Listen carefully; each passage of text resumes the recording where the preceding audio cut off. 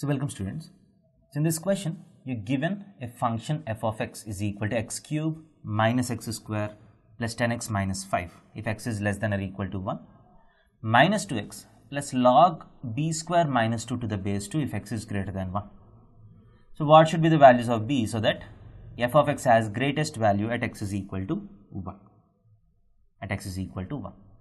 So let us try to draw the graph of this, and f of x should have the greatest value at x is equal to 1. Let us see what needs to be happening if this has to happen. So we have the coordinate system. So here 1 is the critical point, because after 1 you have a different function, before 1 you have a different function. So let me draw a dotted line at x is equal to 1. So this is x is equal to 1. Now before x is equal to 1, when x is less than 1, you have this cubic function. So how does the graph of this look like? So we know how the graphs of cubic function look like, but to analyze that, let us try to differentiate this and see. So what is f dash of x when x is less than 1? 3x square minus 2x plus 10. As you can see, what is the determinant? What is the discriminant of this? Discriminant is b square minus 4ac is a negative number.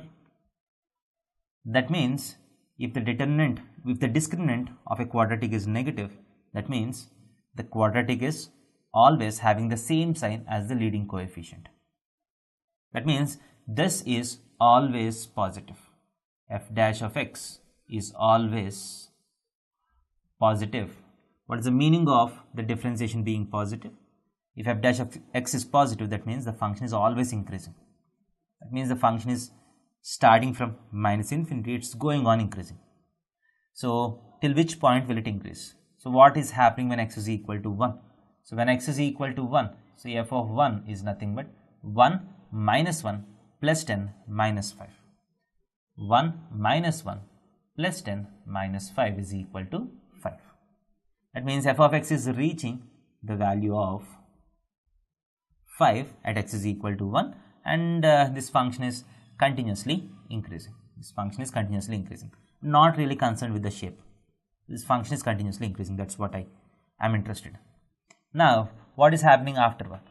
So after 1, so if this value, as you can see, if b is a constant, log b square minus 2 to the base 2 is a constant. Okay.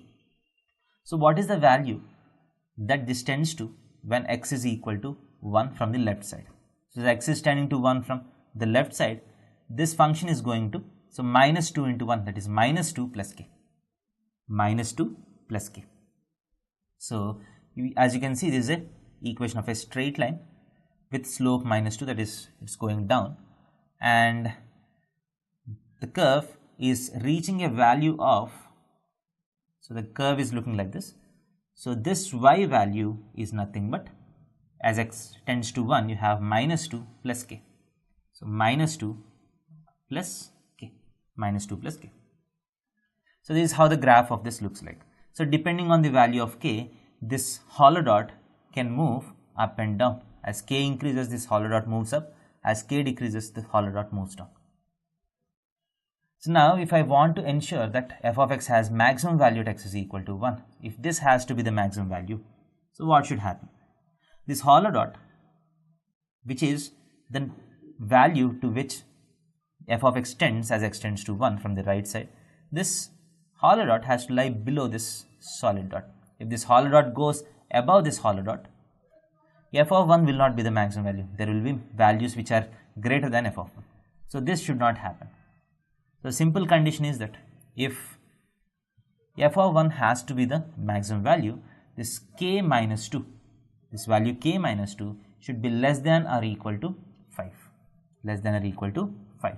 This implies k is less than or equal to 7. That means log of b square minus 2 to the base 2 is less than or equal to 7.